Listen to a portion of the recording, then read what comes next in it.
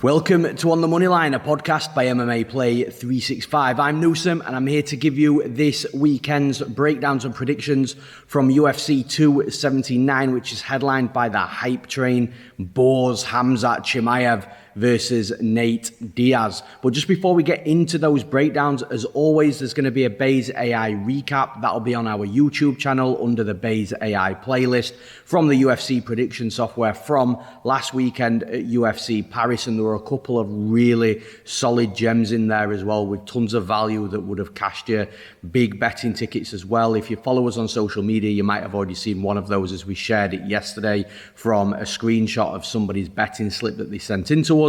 But if not, just make sure you catch that Baze AI recap anyway. And straight into the breakdowns here. Boars Khamzat Chimaev headlines versus Nate Diaz. And as fun as a fight this is, I do feel like it's a bit of a mismatch. And I don't think it's unfair saying that with where both fighters are in their careers. And that's no disrespect to Nate Diaz. You know, he's a fan favourite fighter. Everybody loves Nate Diaz, loves to see him fight. He's a real fighter's fighter as well. He'll step in there and he'll scrap with anybody. Hence him taking a fight with Khamzat Chimaev, which I believe is the last fight on his UFC contract as well. So I do think, though, that with what Khamzat Chimaev possesses, that it's going to be very difficult for Nate Diaz to beat him. And it's almost going to have to be that flash submission, you know, locking on an armbar out of nowhere or snapping in a triangle out of nowhere. Or, you know, they wear 4-ounce gloves as professional MMA fighters, so maybe he just catches Khamzat and manages to knock him out. But it's got to be that type of win, in my opinion, for Nate Diaz, because outside of that, I just think he's outmatched everywhere, both from a skill set perspective and from a physical perspective as well. I think Khamzat Chimaev, from his last fight against Gilbert Burns, we saw him go to war. We saw him in a real storm, taking shots, but moving forwards and landing his own shots back on Burns. I think Burns hits much harder than Nate Diaz, and the fact that Burns was unable to knock Chimaev out, I do think it's less likely that Nate Diaz knocks him out, so therefore not that likely that it's going to happen inside the fight. Then when it comes to the wrestling and the physical attributes of Khamzat, he's just so strong. And I think it's that deceptive strength that people don't realise how strong he is until he gets a hold of you. I think he's going to be able to ragdoll Nate Diaz around, unfortunately. And I think on the mat, that's where Nate Diaz is going to try to maybe have his moment, but I just don't think that moment comes. I think Khamzat's going to be savvy to everything that Nate Diaz throws up. I think a submission off Nate Diaz's back is very unlikely at this level in the UFC, with Khamzat being a top fighter as well. Does he sweep and reverse Khamzat? Maybe, but then I think the re-wrestle from Khamzat's going to be there. So I'm just trying to figure out where Nate Diaz is going to win this fight, and I am coming a little stuck. So for that reason, I do think Khamzat Chimaev wins this fight. And in the next fight, we've got the return of Tony El Cucuy Ferguson as he fights Li Jingliang. And man, I want to pick Tony Ferguson to win this fight so badly. I actually bet Ferguson as a 3-1 plus 300 underdog against Michael Chandler. In his last fight, I thought that the odds were a little bit too wide, and I still believe that Ferguson had something in the tank. And to be honest with you, a lot of people shit on that fight, shit on Ferguson, shit on the bet as well. But say what you want, Tony Ferguson on all three judges' scorecards took that first round from Michael Chandler. That first round that, by the way, Michael Chandler's supposed to be, you know, the best fighter that he is. You know, Michael Chandler does fade a little bit into rounds 2, into round 3, but that Mike Chandler in round 1 is a real serious threat and a real serious danger, and Tony Ferguson took that round from him. However, that knockout from Michael Chandler was just absolutely disgusting. It was brutal, and it's really tough to see how a fighter comes back from that. But then what makes it a little bit worse for me is it was only 4 months ago. So for that type of knockout, we have seen fighters take 12 to 18 months off just to really let the body recover from it, because, you know, it's a serious sport. You don't play MMA, you know. It was a legit knockout. So the fact that Ferguson's coming back 4 months after that bad knockout, now on a 4-fight losing streak, which I don't think you can put too much stock behind, considering those 4 fighters have been just engaged here. Current champion Charles Oliveira, Michael Chandler, even Beneil Dariush is a solid fighter as well. So I do think that there's a lot of things pointing at the direction of Li Jingliang, because Li Jingliang can take a shot, he can walk through pressure, he will pressure his opponent as well on the flip side, he will land good combinations. I think if Tony Ferguson does try to take Li Jingliang down, I think the defensive wrestling of Li Jingliang is probably matched or maybe even better than the offensive wrestling coming back from Tony Ferguson. I think if Ferguson was to get on top of Li Jingliang, I think it'd be a problem, but it's getting on top of him that's going to be the problem, especially if Li Jingliang does start forcing the pressure and landing combinations and getting in the face of Tony Ferguson. I think it'll more rope Tony Ferguson into a brawl opposed to make Tony Ferguson change a game plan and try and be technical and smart. So, like I said, I really want to pick Tony Ferguson to win this fight, but coming back off that brutal knockout just 4 months after it happened, and the fact that that's likely going to change Tony Ferguson, especially now he's on a decline as well, and he is on, like I said, on the decline opposed to on the rise. I do think there's just a lot of things just pointing on the side of Li Jingliang, so I'm picking Li Jingliang to win this fight. In the next fight, this is a fun one. We've got Kevin Holland versus Daniel D-Rod Rodriguez. I think this is a fight that's ultimately going to be won and lost on the feet. I think if we see any wrestling, I'm not even sure which side it'd come from. They're both probably just as likely as each other to shoot a takedown, but both unlikely at the same time.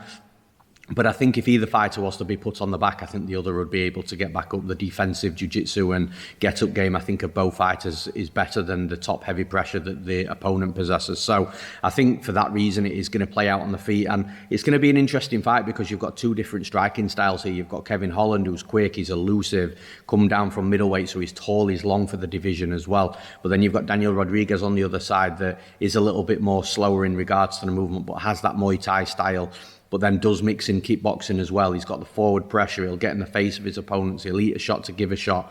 So the contrast of striking styles is going to make for a really interesting fight here. Now, the one thing that I would say with Kevin Holland is, for as quick and as fast and elusive as he is inside the cage, he's very difficult to read as well. His volume's relatively low, so it doesn't really match. Normally when you get a fighter that is fast, that is a good mover and, you know, lateral movement, exiting angle and moving all around the cage, they've normally got decent volume and they don't get a hit half as much as what they land as well. And you just don't get that with Kevin Holland. So it's almost like a little bit of wasted energy, in my opinion. The other side of this Kevin Holland that I'm not really sure about either is, you go back and look at the Alex Oliveira fight. He was hurt against Oliveira, not badly, but he was still stung by him. Oliveira also had his Kevin Holland's legs hurt as well.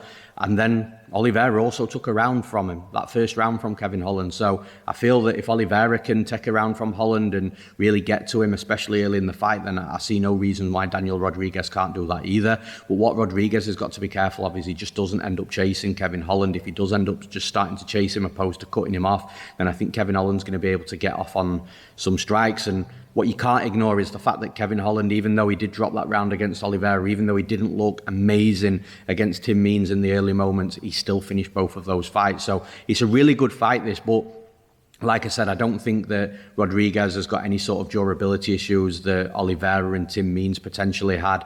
I also think, like I've already said, if Oliveira's taken a round from Kevin Holland, then I think Rodriguez can. Then could he take a second round within the 3 rounds if it should go to a scorecard? I do think that that's possible as well. If there is a finish, I think that either fighter could potentially get this finish, but again, I'd probably be siding slightly with Daniel Rodriguez with the more power and the grit and just that forward pressure and getting in the face of his opponent. So it's going to be a close fight.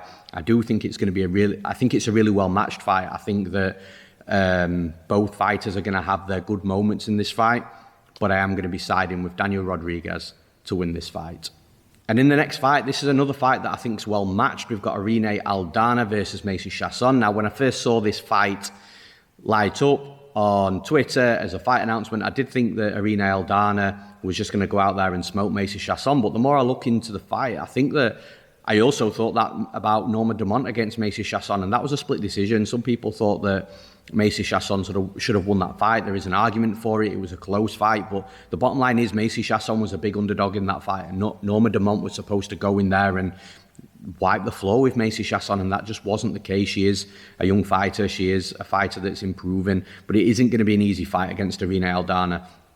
Irene Aldana is a good boxer, good movement, and a fighter that has fought some of the best fighters in the division as well. And I think that Macy Chiasson really in this fight, she needs to close the distance. She needs to get a hold of Aldana. She needs to make this fight ugly, dirty, gritty. And I think that she's going to have her moments because of that. And I think she will do that. And like I said, have her moments because of that. But with Irene Aldana, I think that movement's really going to play a big factor in the fight. I think the speed and the accuracy and the precision within the striking and the boxing, the counters, going forwards, taking her time, inviting the pressure, and then, like I said, countering back again. I think that Aldana's just going to do a better job in the area where I believe that this fight is going to be won and lost, and that's in the striking. I do think the fight's going to be close. I do think Chiasson's going to have her moments, but ultimately, does Chiasson finish Aldana? I don't think so at all. Does she take a decision from her? Does she take 2 out of 3 rounds? I think she could take 1 round, maybe make another round close, but ultimately I just think the veteran qualities and the skill set of Aldana is going to shine here. So for those reasons, I'm picking Irene Aldana to win this fight. In the next fight, this should be fun. It should be explosive. We've got Johnny Walker versus Ion Cutelaba. And again, I think this is another close fight. I think that Johnny Walker is going to want to try and keep this fight standing. I think Ion Cutelaba could potentially see an opportunity to knock Walker out. But I think the best path to victory for Ion Cutelaba here is to just get in on those legs early, take Walker down, drain that gas tank a little bit. We've seen Walker stuck on his back before. Stop Walker from getting back up. If he does get back up, rinse and repeat, take him down again, tire him out. And I think if Ion Cutelaba can do that in round 1, I think he's going to drown him round 2 and 3 as well. But the problem that I've got here with Ion Cutelaba is, as I've already alluded to very briefly and very subtly, I think that Ion Cutelaba is actually going to think and see a path to victory to get that fantastic, spectacular highlight reel knockout over Johnny Walker and try and walk away with 50k because of it. Now, Johnny Walker, he does have durability issues at this point, and I think that because Ion Cutelaba will have seen him knocked out in previous fights, I think he's going to try and do the exact same thing as well, and I think it's going to be the wrong game plan. I think that, like I said, he should go to the wrestling. But what's going to happen with Ion Cutelaba trying to knock Johnny Walker out, with Walker being longer and taller and fighting more at range and can fight that little bit longer, I think Ion Cutelaba is going to have to swing into range and try and land a big winging bomb, opposed to really putting a technical striking display together and knocking him out that way. And because he is going to be rushing into range, throwing the big bombs, I think he's going to leave himself open as well. Now, for as much as you can talk about the durability issues of Johnny Walker, the one thing that you can't ignore is the fact that Walker's still got power himself, regardless of what he's like defensively. He's still explosive. He's still got power. He's still going to be able to knock you out. And I think that's what's going to happen in this fight. I think Cutelaba's going to come in with the wrong game plan, where he should be wrestling, but I think he's going to try and knock him out for the 50k, for that highlight reel. And I think he's going to get caught himself early in this fight. So I'm actually picking Johnny Walker to win this fight. And in the next fight, we've got Hakeem Dawodu versus Julian Erosa. Now, this is a fight I feel like I've seen before, but obviously we haven't. I think that Hakeem Dawodu's got a good fight ahead of him here. I think Julian Erosa is a fighter that is always going to be in the fight. I think he's always going to give his best. He's always going to give 100%. I think it's a fighter that makes fights ugly, gritty, dirty, clinching, grinding, landing short shots. And I think he's got to do that against Hakeem Dawodu in this fight. And I think if he doesn't do that in this fight, or be successful with that in his fight, I think he's going to come really stuck, because for me, this fight is going to be won and lost on the feet. I think there could be some wrestling moments, grappling moments, but I don't think there's going to be enough from either side to have a real significant impact in regards to a finish on the mat, or if it goes to the scorecards, winning a decision due to that wrestling and grappling work. So I think it's a fight that's absolutely going to have its best work on the feet. And Hakeem Dawodu is just a much better striker. Technically, he's got more power as well. I think he's a better mover. I think he's more durable. I think his combinations that he puts together are a lot smarter. From, like I said, from a technical perspective and a striking IQ perspective, he's just a much better fighter. And I think Erosa's going to really struggle in this fight, because he's going to have to make it close. He's going to have to make it ugly, dirty, gritty, and getting a hold of Dawodu, when Dawodu's going to have a speed advantage and a movement advantage over him as well as being the technical striker. I just feel that Julian Erosa is going to have a real problem in trying to establish a good foothold in this fight and start to put his dominance into the fight and make his mark in the fight. I just don't think that's going to happen. I think Dawodu, even if it might be a bit of a cagey start, I think he's going to really run away with the fight the longer it goes on. I think there could potentially be a late finish as well. but I'm having a hard time seeing Julian Erosa win this fight. So for those reasons, I'm picking Hakeem Dawodu to win this fight. And in the next fight, we've got Jailton Almeida versus Anton Turkalj. Now, I think this fight is going to be at a catchweight. It looks 220 pounds. Jailton Almeida was supposed to fight Shamil Abdurakhimov at heavyweight, but Abdurakhimov pulled out. Anton Turkalj, who is normally a natural light heavyweight, stepping in on short notice, probably doesn't want that extra cut. And to be honest with you, Jailton Almeida is a natural light heavyweight anyway. I think he just had a bit of fun taking the big boys down and putting a beating on them. So I think it's a bit of a catchweight, short notice. It makes sense. I think it's a really tough fight for Anton Turkalj to come into and look good in, though. I like Anton Turkalj. I've seen him live before. He unfortunately has beaten one of our fighters at HD Fight Management in Brave. So he is a fighter that I've known about for quite a while. He's a decent fighter, but I think he's going to win fights in the UFC for sure. I just don't think he's going to win this fight. Jailton Almeida, he's going to be at a striking disadvantage here. Anton Turkalj is absolutely going to be the better striker, the more elusive striker, the better mover on the feet as well. But I just don't think it's going to matter because Anton Turkalj at some point is going to get closed. The distance is going to get closed in the fight, and that's when Jailton Almeida is going to get a hold of him. I think he's going to be bigger. I think he's going to be stronger, more physical, and I think he's going to be able to take Turkalj down. When he takes Turkalj down, I actually wouldn't be shocked for Turkalj to get up once or twice in the early moments, but I think Jailton Almeida is going to keep a hold of him and drag him down. And I think once Almeida's taken him down 2 or 3 times, I think Turkalj isn't getting up too many times after that. I think Jailton Almeida's top pressure is insane. His Brazilian Jiu-Jitsu is so good, offensively, defensively. He's got that good balance of remaining heavy on top and then floating light when his opponent's trying to transition in order to block the transition and stay on top and put himself in a more advantageous position. He's a real joy to watch on the mat, and he's an absolute savage as well, brutal savage, ground and pound. And he's one of those types of fighters. I always had this problem with Khabib Nurmagomedov in regards to not knowing whether Khabib's going to submit his opponent or knock his opponent out with ground and pound. And I get that same sort of struggles with Jailton Almeida, good struggles of course, but I can't look past Almeida in this fight. So I'm picking Jailton Almeida to win this fight. And in the next fight, we've got Jamie Pickett versus Denis Tiuliulin. This fight should have happened a few weeks or a month or so ago, I believe, but it's happening right now after it fell through last time. And it's an interesting fight. I think with Jamie Pickett, it doesn't excite me too much in regards to a fighter, and I don't mean that in a disrespectful way. I just feel that he gets by at this level in the UFC, and I think once he does start fighting better fighters, better quality of fighters, I think that's where he's going to come really unstuck. And actually, to be fair to Jamie Pickett, beating Laureano Starapoli is, in my opinion, a good win for him, because it's a fight that I just didn't think he was going to win. And against Denis Tiuliulin here, Pickett's going to have moments, even though, like I say, he's in and around this mid-tier UFC caliber fighter. I think Denis Tiuliulin is going to present some opportunities for Pickett to really land some good strikes, potentially hurt him, potentially knock him out. But if Pickett doesn't really take advantage of the moments and the opportunities that he's got here in those aggressive moments that Tiuliulin has, then I think that he's going to fall short.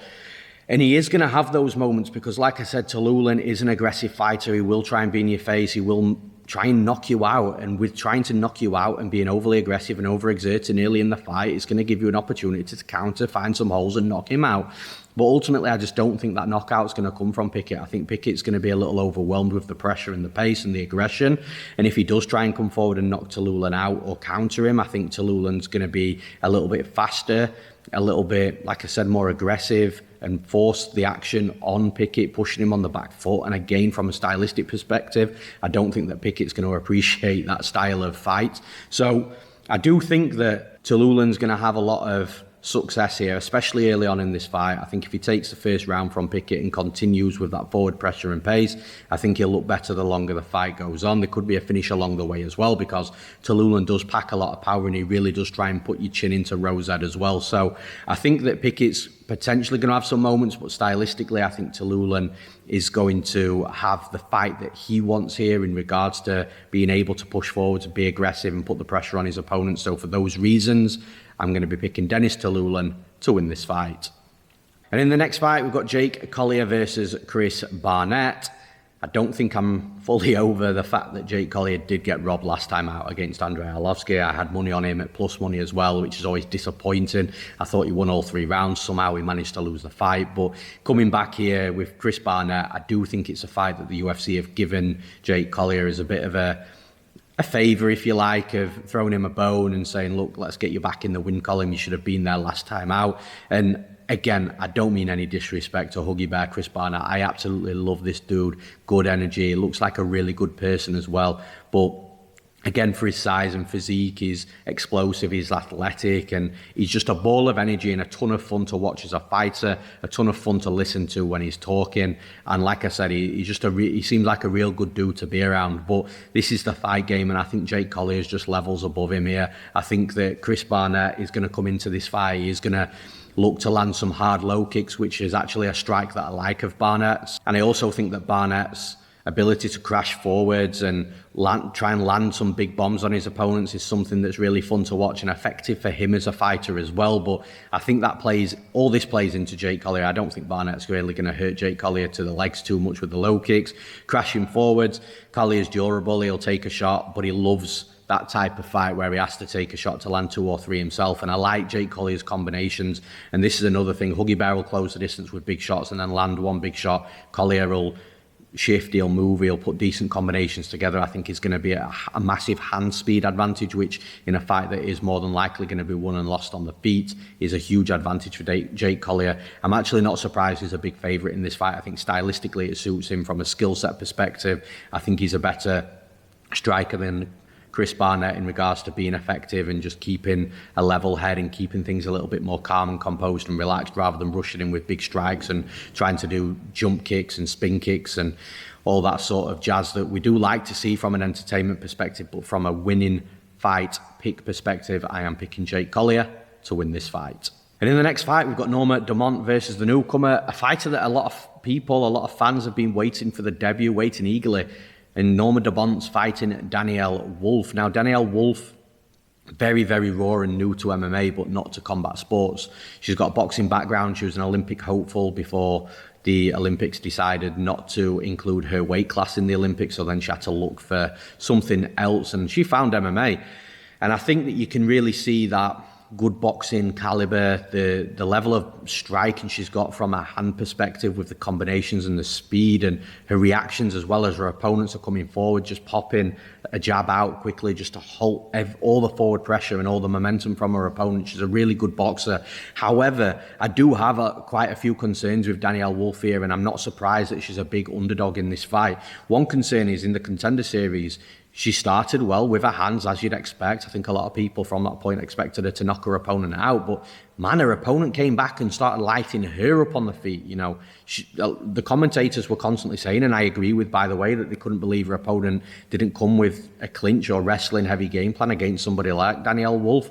And although she lost those early moments in the fight, man, her opponent came back. She hurt Danyelle Wolf. She was landing a ton of volume on Danyelle Wolf. She did end up losing the fight, but the fact that she was able to get at her with strikes makes me think that at this level in the UFC, even though Danyelle Wolf's got this boxing background, that other fighters in the UFC are going to be able to get her with the hands. Norma Dumont is a decent striker. She's looked good in her previous fight striking, and I think that she's probably going to be at a technical striking disadvantage, but where Dumont's going to make this fight not so close is she's going to mix in kicks. She'll throw kicks to the body, kicks to the leg. It'll slow Danyelle Wolf down. If she hurts her leg, it'll make the striking, the boxing of Danyelle Wolf deteriorate in the fight as well.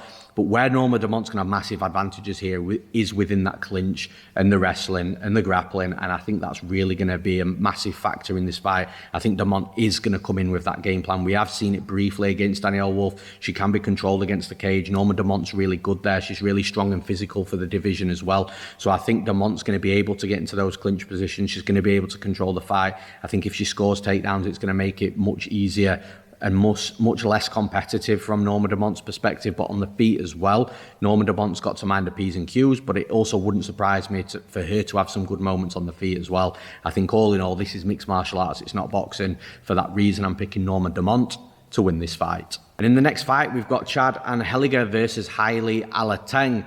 And I think that this is going to be a close fight. Like, originally, I thought Heili Alateng is going to really put it on Chad Anheliger. I think it was a bit of a, not a mismatch, but a real stylistic, favourable fight for Heili Alateng. But actually, when I looked into the fight, I do feel that Chad Anheliger is going to have some moments in this fight. And for a start, I don't like the volume from Heili Alateng as well. I think his volume's really low. He gets hit more than he lands, which is always a worry. I do think that his quality of striking is good, but he just doesn't let his hands go and doesn't let himself go in the fight as much as he should. He does have a wrestling background. Wrestling could be a factor here, but Chad Anheliger, although he can be taken down, doesn't have a bad get-up game either. And I think on the feet, Chad Anheliger is going to be the quicker mover. I think he's going to be more elusive. He's a hands-down type of fighter, which is always a worry, especially with Heili Alateng having power. We've seen that before as well.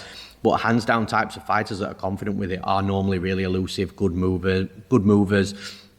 And Chad Anheliger's got a good variety of strikes as well. He's also got good power. He can finish fights also. So I think that the fight's going to be really close. But ultimately, when I'm looking at volume, I'm having to side with Chad Anheliger. When I'm looking at finishing ability, I think it's both very close. When I'm looking at where Heili Alateng's got his biggest path to victory, it's probably, in my opinion, in the wrestling. But then Chad Anheliger's got a decent get-up game, so the judges are likely not really going to score that. And Heili Alateng doesn't overly use his wrestling either. So I do think it's a fight that's going to be won and lost on their feet. I think both fighters are capable of finishing each other, but I do prefer the volume of Chad Anheliger. So it's a close fight, but the slight edge for me is with the Canadian. So I'm picking Chad Anheliger to win this fight.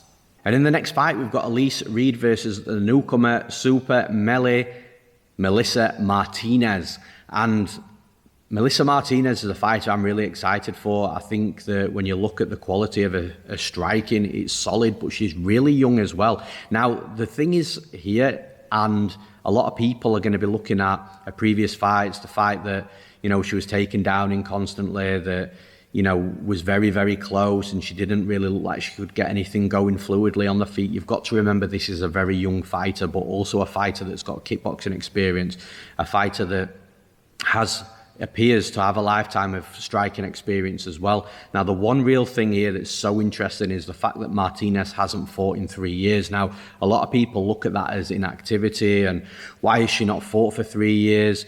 What has she been doing?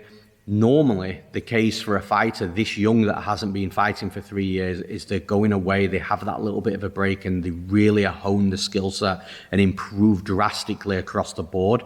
And Melissa Martinez, although her striking's good, she does need to improve from an MMA perspective with that takedown defense, with the get-up game, the jiu-jitsu. And like I said, when fighters that age do have that long off, they do tend to come back looking like a completely different fighter. Off the top of my head, I think Melissa Gatto might be a good example. I was going to say I can't think of any fighters off the top of my head, but we've seen it so many times. In fact, Laureano Starapoli was that type of fighter. You know, he looked really poor pre-UFC, but then he took a little time out. Everyone wondered where he'd went, what happened, and he come into the UFC and looked much better than what he did. I'm not saying he's a world-class fighter, but he just looked totally different. Melissa Gatto, exactly the same. She looked terrible pre-UFC, comes into the UFC, looks much better than we've ever seen her before. And I think we're going to see the exact same thing from Melissa Martinez as well. There's other examples that I just can't think of off the top of my head, but this happens a lot. But actually within this 3 years as well, she has been competing in world kickboxing competitions as well, winning fights. So she has been remaining active from a competition perspective, probably just keeping active in regards to her striking while she's trying to hone the wrestling and grappling, ready to run back with her MMA career as well. So I think that Martinez is going to be a much more improved fighter. And the thing is, against Elise Reed more of a striker, not a wrestler or a grappler. So I kind of think with Elise Reed, she's got a good stylistic fight, a fight where she might be even able to test her own wrestling and grappling without worrying too much of her facing a powerhouse jiu-jitsu fighter that's going to cause her massive problems. But then if the fight does stay striking, that's where Melissa Martinez is really comfortable as well. So I think that Martinez has got a good stylistic fight here where she can test the wrestling and grappling if she wants to, but if she doesn't, and we're looking at the striking, Elise Reed's a decent striker. She's got good technique, more boxing heavy than anything else, and she's also really patient, picks her strikes well. But I think Melissa Martinez is just going to be a much better striker, a much better, more effective, more elusive striker, more volume, more variety in the strikes. And like I said, when you look at a wrestling and grappling perspective, it wouldn't shock me for Martinez to turn up with a decent wrestling and grappling game with the time off that she's had. So all in all, excited for Martinez, and I'm picking Melissa Martinez to win this fight. And in the final breakdown of this podcast, we've got Darian Weeks versus Johan Lernes. Now, Johan Lernes, where we start with this fighter is got to be the cardio. Now, what a lot of people, myself included, will be thinking is that he's got a poor gas tank, he gasses badly in fights, and therefore you can't trust that type of fighter. Cut. Restart. However, looking into the fight, looking into it a little bit more, I actually don't think Johan Lernes has got a cardio and gas tank problem. I genuinely don't. He's knocked a fighter out outside of round one before, because again, a lot of people will talk about all these round one knockouts, but he has a finish outside of round one. He also has wins via decision as well. And let me tell you, any fighter that's got a genuine gas tank issue is likely not going to be winning decisions, because no matter how good you are and how better you are than your opponent, if you tire out, you're like in that first round, like a lot of people are going to think that that's going to happen in this fight, then that's a problem, and you're going to get beat because you've just not got the energy or the gas tank to compete, even if you are the better fighter. Now, where I actually think Lernes's issue is with the overload and the power behind every single strike he throws. It doesn't matter who you are as a fighter, as a human being, if you're throwing that many power strikes and putting everything into every strike, it doesn't matter if you've got great cardio. I'm not saying Johan Lernes has got great cardio, but even if you're a fighter that's got great cardio, that's still going to tire you out, because he's a big guy throwing big shots and putting 100% into every single shot he's throwing. And I think that's actually the tweak that he needs to make. I don't think there's a gas tank and cardio issue, and you still even see Lernes push through the tiredness as well, which tells you that naturally he's got a decent gas tank. I just think that he makes mistakes in regards to throwing all these big bombs and power shots. And against Darian Weeks, that's going to be a big issue. I think with Johan Lernes, I think he's got away being 8-0 before taking his first loss. I think he's got away with this style of fighting, being able to throw 100% in everything. And I think he got found out last time out and wasn't able to finish Gabe Green, and therefore got absolutely rolled on afterwards. And I think the same would happen against Darian Weeks as well. If he goes in there and he's not fixed his shit and he's still throwing big heavy punches with 100% power, I think Darian Weeks is a good enough striker to be able to, if he doesn't get knocked out, to be able to take over the fight after. Darian Weeks has also got a wrestling background as well, and I think that that's going to be a problem for Lernes. However, I do think that even if Lernes doesn't fix these issues, he's still got every chance of knocking any fighter out in the division. The dude's got raw power, and you can see the raw power even from the fundamentals, like a fundamental strike as simple as a jab. He's got pop behind it. You can see that he's got raw power in his strikes. So even if he doesn't fix his issues with the overloading on the strikes, I think he could still knock Darian Weeks out. It's just if he doesn't, then he's going to lose the fight, definitely.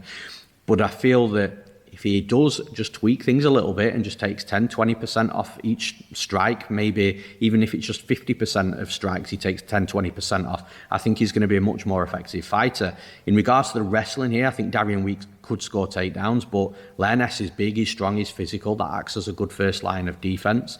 And then when it comes to wrestling and grappling, I think Lernes is a decent wrestler and grappler as well. This fight's really close, and it's going to be really interesting to see where it goes, because Weeks probably does have the wrestling advantage, but Lernes does have good wrestling defense. He's got a good get-up game. He's got good jiu-jitsu, good scrambles on the feet. Darian Weeks isn't a bad striker either. He's got good, capable striking. It's just if Weeks does get into one of those brawls like he's tried to do in previous fights, I think Johan Lernes is going to be able to have opportunities to knock him out. I think, like I said, it's going to be a really interesting fight to see which way it goes. I spent a little bit more time on this just to talk about, that gas tank that I believe that isn't that much of an issue. It's just an overloading issue. But I am going to be siding with Johan Lernes in this fight. Like I said, I think from a finishing perspective, he's got the upside. I think if he can make slight tweaks, then he's a more effective fighter.